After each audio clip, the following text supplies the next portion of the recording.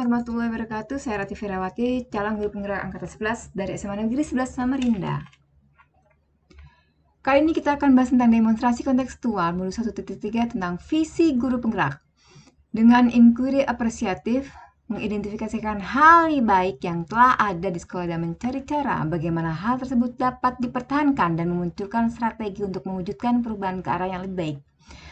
Agar dapat menerapkan pendekatan inquiry apresiatif, maka langkah yang dapat dilakukan adalah dengan menggunakan metode Bagja. B. Buat pertanyaan utama. A. Ambil pelajaran. G. Gali mimpi. J. Jabarkan rencana. Dan A. adalah atur eksekusi. B. Membuat pertanyaan utama berisi pertanyaan-pertanyaan untuk menentukan arah penelusuran.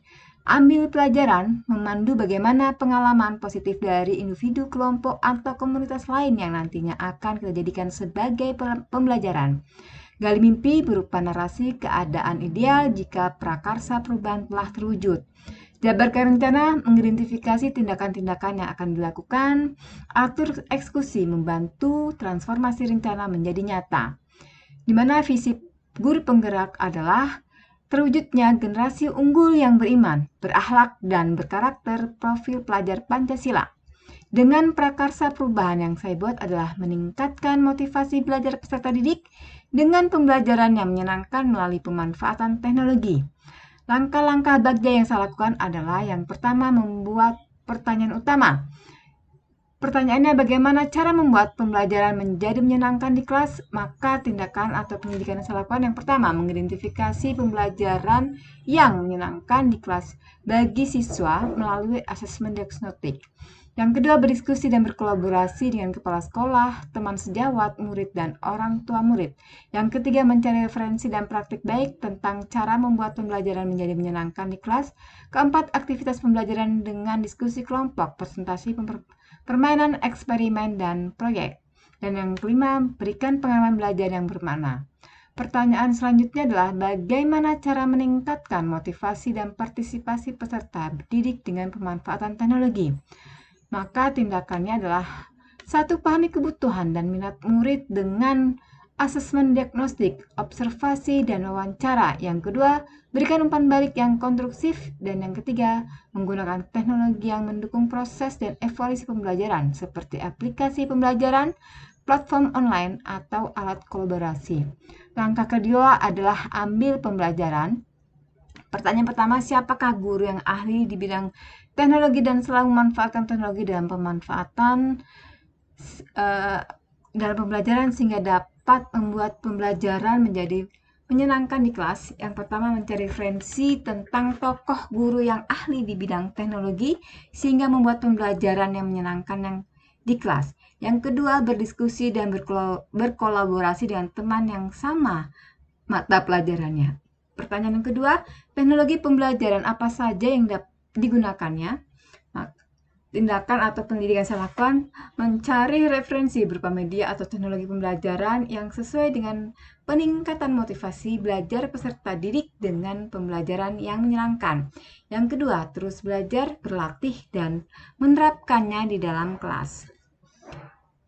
Pertanyaan selanjutnya, bagaimana memilih media atau teknologi pembelajaran yang tepat agar dapat meningkatkan motivasi belajar peserta didik dengan pembelajaran yang menyenangkan melalui teknologi? Maka tindakan atau pendidikan saya lakukan, pertama, mencari referensi bagaimana memilih media atau teknologi pembelajaran yang tepat agar dapat meningkatkan motivasi belajar peserta didik dengan pembelajaran yang menyenangkan melalui pemanfaatan teknologi. Yang kedua, terus belajar, berlatih, dan menerapkannya di dalam kelas secara berkala dan berkelanjutan. Langkah ketiga adalah gali mimpi dengan pertanyaan, bayangkan seperti apa pembelajaran yang ideal bagi murid. Maka tindakan pendidikan yang saya lakukan adalah yang pertama, lakukan brainstorming bersama murid untuk menggambarkan pembelajaran ideal mereka. Yang kedua, gunakan pertanyaan terbuka. Ketiga, buatlah peta pikiran atau gambar untuk menangkap ide-ide mereka. Yang keempat, diskusi kesamaan dan pembedaan dalam tanggapan mereka.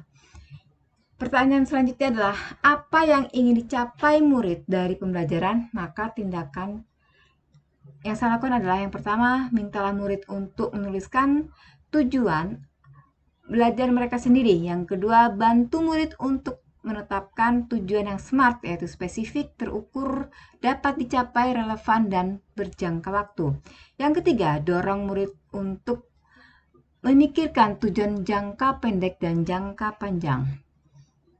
Pertanyaan selanjutnya adalah bagaimana saya dapat membantu murid mencapai tujuan mereka. Maka tindakan yang saya lakukan berdiskusi dengan murid tentang bagaimana saya dapat membantu mereka mencapai tujuan mereka.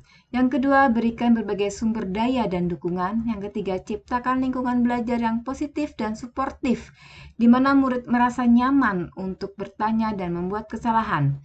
Yang keempat, buat hubungan yang kuat dengan murid dan tunjukkan bahwa saya peduli dengan kemajuan mereka. Langkah selanjutnya adalah jabarkan rencana dengan pertanyaan, apa langkah-langkah untuk mulai membiasakan pemanfaatan teknologi dalam pembelajaran? Maka tindakan saya adalah membuat perangkat pembelajaran LKPD dan juga instrumen penilaian yang tepat dengan memanfaatkan teknologi. Yang kedua, media atau teknologi apa yang digunakan dalam pembelajaran berbasis teknologi? Maka tindakan saya mencari media pembelajaran berbasis teknologi yang tepat sesuai karakteristik peserta didik dan materi pembelajaran. Pertanyaan yang ketiga, bagaimana usaha menjaga keberlanjutan pemanfaatan teknologi agar terus dapat dilaksanakan dalam pembelajaran di kelas? Maka tindakannya yang pertama, pemberian reward pada peserta didik yang memiliki kreativitas dan motivasi belajar yang tinggi. Yang kedua, mengevaluasi dan merefleksi secara berkala dan berkelanjutan untuk meningkatkan proses pembelajaran yang menyenangkan menggunakan teknologi. Dan yang terakhir adalah atur eksekusi dengan pertanyaan pertama, kapan waktu yang tepat untuk menerapkan pembelajaran yang menyenangkan dengan pemanfaatan teknologi?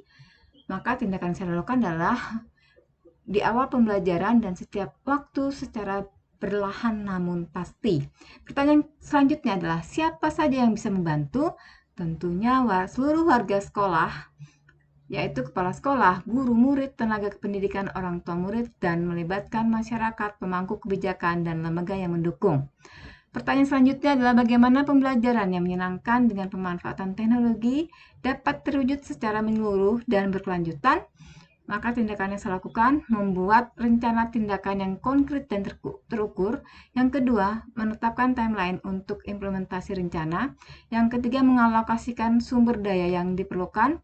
Yang keempat, melibatkan murid dalam proses implementasi. Dan yang kelima, melakukan monitoring dan evaluasi secara berkala untuk memastikan efektivitas program. Demikian rancangan tindakan perubahan berdasarkan tahapan Bagja. Semoga dapat membawa perubahan yang lebih baik. Wassalamualaikum warahmatullahi wabarakatuh.